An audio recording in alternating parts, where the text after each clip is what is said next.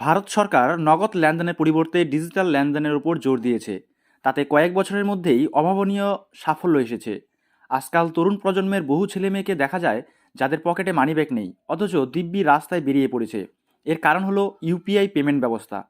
আপনার হাতে মোবাইল এবং ইন্টারনেট থাকলে দোকান থেকে শুরু করে রেস্তোরাঁ, গাড়ি, সব কিছুর খরচ ইউপিআই দিয়ে মুহূর্তের মধ্যে মিটিয়ে ফেলা যায়।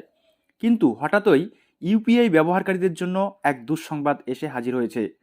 31শে ডিসেম্বরের পর থেকে পেটিএম, গুগল পে, ফোনপে ইত্যাদি ইউপিআই পেমেন্ট গেটওয়েগুলো ব্যবহার করে আর লেনদেন করতে পারবেন না বহু ব্যবহারকারী। ইংরেজি বছর একেবারে শেষের পথে। ঠিক এমন সময় ইউপিআই গ্রাহকদের জন্য এলো দুঃসংবাদ।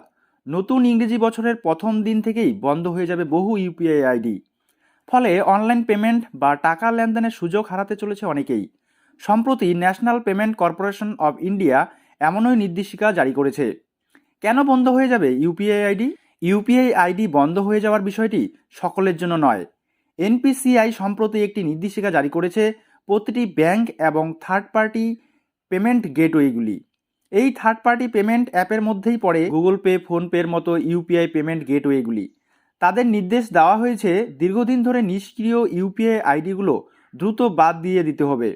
এর জন্য 31শে ডিসেম্বরের সময়সীমা বেঁধে দিয়েছে এনপিসিআই। এক্ষেত্রে নিষ্ক্রিয় ইউপিআই আইডি বলতে যেগুলিকে গত 1 বছর ধরে কোনো রকম লেনদেন হয়নি সেগুলির কথা বলা হচ্ছে। অর্থাৎ যে ইউপিআই আইডির মাধ্যমে গত 1 বছরে কোনো রকম ডেবিট বা ক্রেডিট হয়নি সেগুলোর কথা বলা হচ্ছে। মানে গত 1 বছর ধরে যে ইউপিআই আইডি দিয়ে কাউকে টাকা পাঠানো হয়নি বা যে ইউপিআই আইডিতে কোনো অর্থ ঢোকেনি সেগুলি এবার পুরোপুরিভাবে মুছে যেতে চলেছে।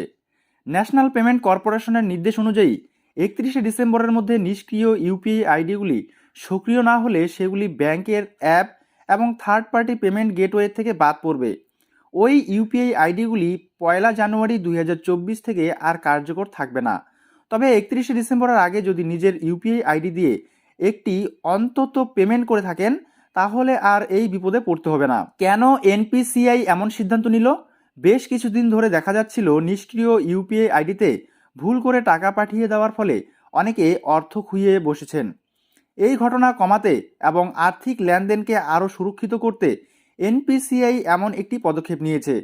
বহু ক্ষেত্রে দেখা যায় মানুষ মোবাইল নম্বর পাল্টে ফেলার পর পুরনো ইউপিআই আইডিকে ডিঅ্যাক্টিভেট করে না, কারণ বেশিরভাগই ভুলে যায়।